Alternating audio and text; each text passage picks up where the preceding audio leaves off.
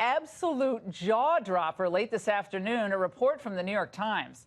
It lays out that in the spring of 2017, Deputy AG Rod Rosenstein suggested secretly recording President Trump and discussed invoking the 25th Amendment to throw the president out of office. Now, Rosenstein, as you'd expect, is forcefully denying that this ever happened. Separately, a Fox News source said to be in the same room as this conversation is claiming that Rosenstein's comments were just sarcastic. They weren't serious. Does anyone believe that tonight? Washington Post is also reporting that. But let's take a trip, shall we, down Rosenstein memory lane. Now, this is the same guy who responded like this to demands from Congress to produce documents in that Russia probe.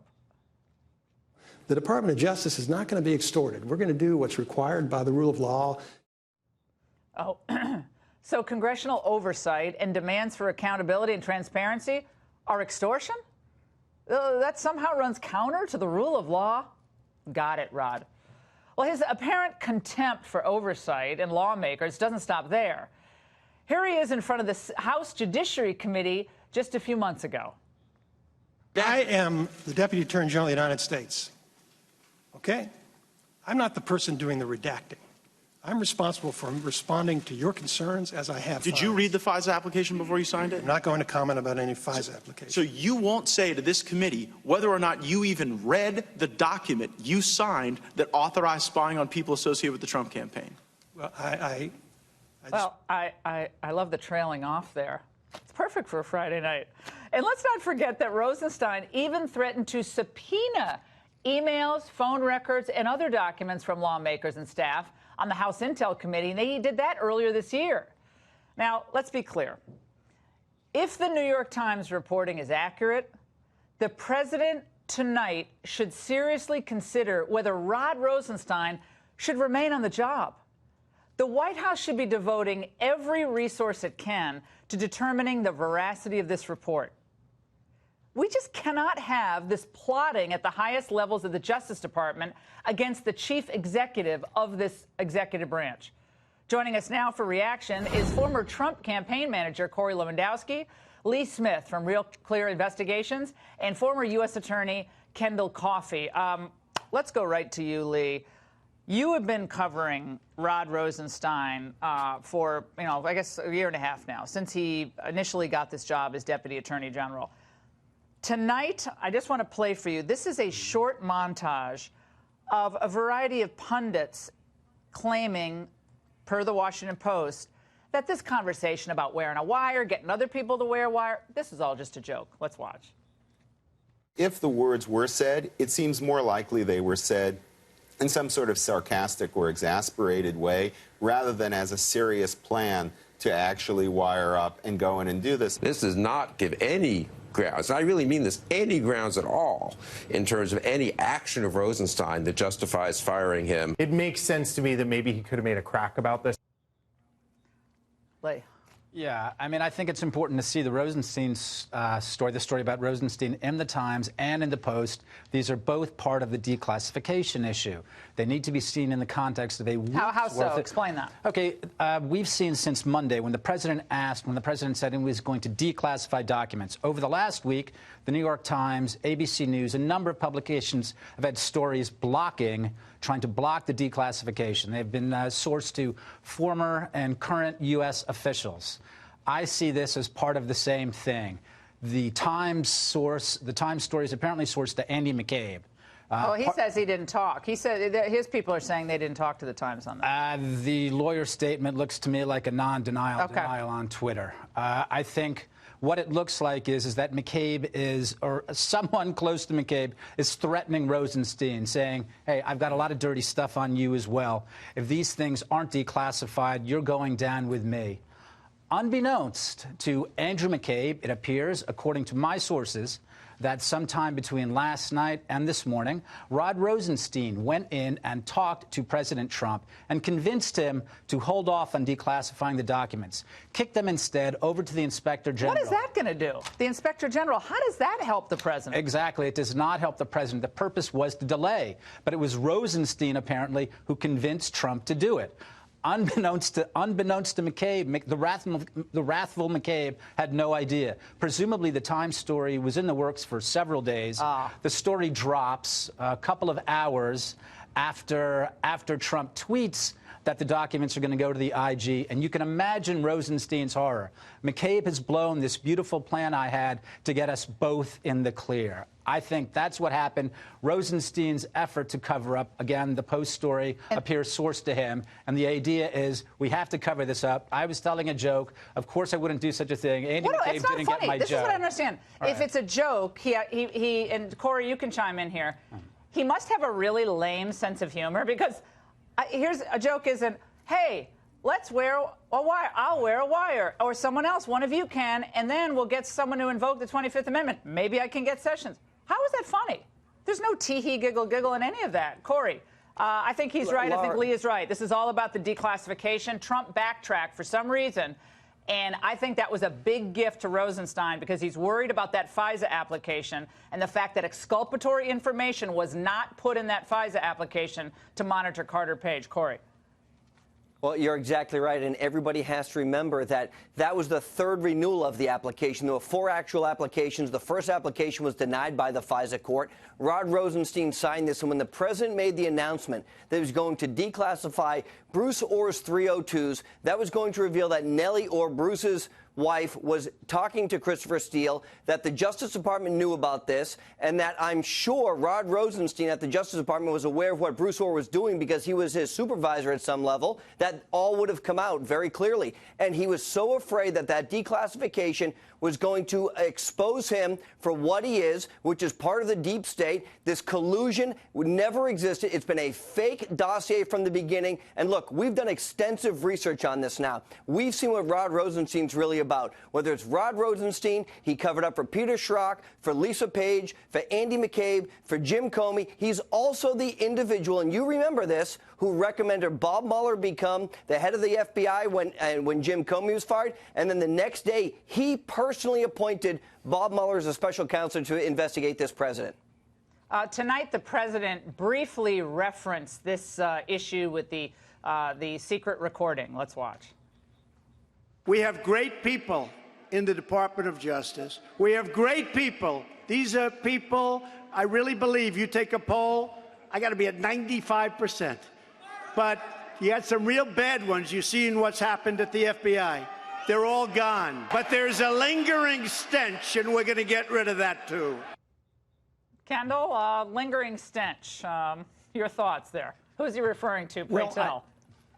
Obviously, he's concerned about Rod Rosenstein. I think he should be. I don't think we can make the New York Times the judge and jury of Rosenstein's fate. But what the challenge is to find a very accelerated framework for getting to the bottom of this. And I don't think the president needs to, for example, ask the Justice Department to investigate itself.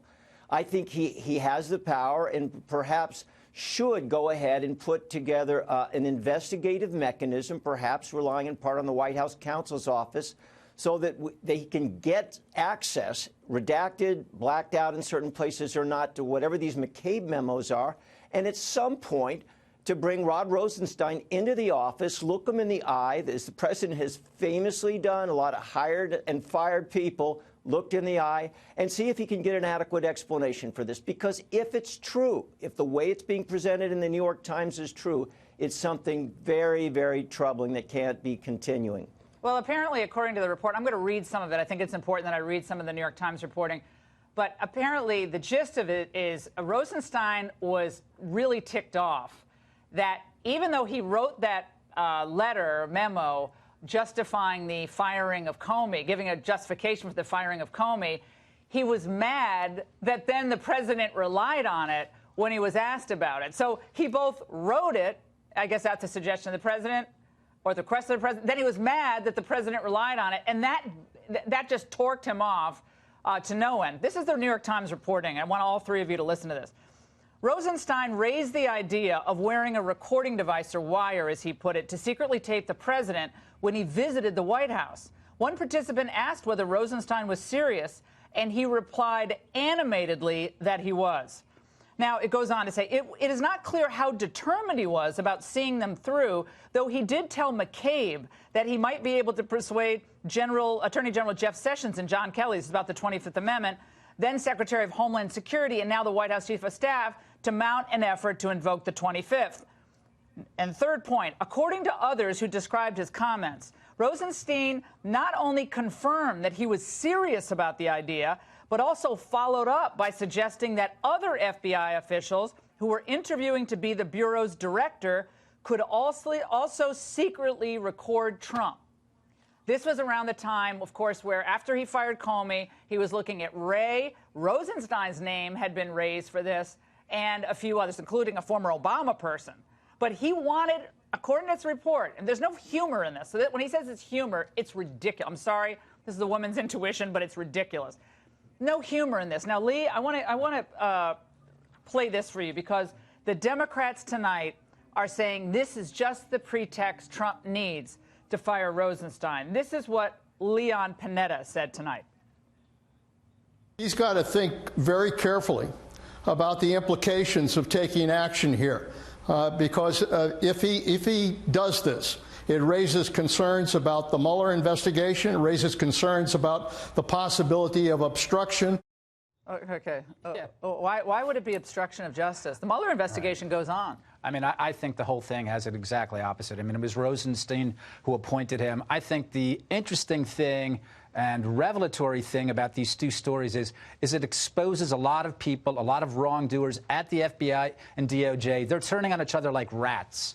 I hope that the president sees that before he makes any decisions. And I'll say that I think the important thing, the really vital thing, is declassifying these documents so that we can all understand what the bad guys at the DOJ and the FBI were doing, as these two articles give some sort of indication of. There's more in those documents we can be sure of. We'd like to see them. And, Corey, it is true, is it not, that the president can reverse his reversal at any moment. Now, kicking it over to the Inspector General, which, again, has no subpoena power. I mean, Horowitz is a good guy, but this is not going to get us anywhere. He can reverse his decision at any moment, because right now, it seems to me that the Bruce Orr 302s, those are the interview memos that he wrote, the FISA applications and other text messages are critical to be released unredacted, except for any sources and methods, which there apparently aren't any. But, Corey, the president has that ability to do that. He has to override Rosenstein to do it. Well, that's right. But you have to remember, Laura, when he said he was going to redact, there was only certain pages of that FISA application, so there's no concern from a national security perspective. I think it was pages 10 through 12 and then 14 other pages there. So it wasn't the entire application. So that's perfectly fine. But you also have to remember, Andrew McCabe has been referred by the IG for a criminal referral. That referral is sitting at the Department of Justice. My guess is Rod Rosenstein is the one who's deciding whether or not Andrew McCabe is going to be prosecuted for lying under oath to the FBI on 3 separate occasions, particularly when he was the acting director of the FBI after Jim Comey was fired. So, look, these guys ran this tight little cabal that they never thought anyone was ever going to get caught, between Jim Comey, Andrew McCabe, Peter Strzok, Lisa Page, Bruce Orr, Rod Rosenstein. These guys did things. And then you throw in Clapper and Brennan, and you've got the making of a story that nobody could actually believe, that these 9 or 10 individuals have tried from day one to take down a duly elected president. Not only they're a deep state, they're an enemy of the people. Kendall, your reaction to this has just been such a wild day of news, both on Kavanaugh, which we're going to get to in a moment, and on this story. But I don't see how this continues with this white-hot tension between the president and the Justice Department. Not about even Mueller at this point. This is just about the running of the department and just basic decisions about redacting documents or not redacting them, classifying or declassifying. I know it's related to Mueller, but I don't see how it's a sustainable situation with Rosenstein. And I know other people would say also with Sessions, but with Rosenstein, I think it's a bad relationship. Yeah, it's got to be incredibly uncomfortable and increasingly less productive for the Department of Justice. But I still think there needs to be a thoughtful, very, very fast inquiry. It doesn't have to be formally structured, but the president needs to get to the bottom of this. We can't rely on newspaper stories in terms of making judgments about one of the most powerful positions in the United States government. But on the other hand, precisely because the Deputy Attorney General's position is so powerful, this needs to be resolved, as you say, and resolved quickly. All right, gentlemen, thank you so much.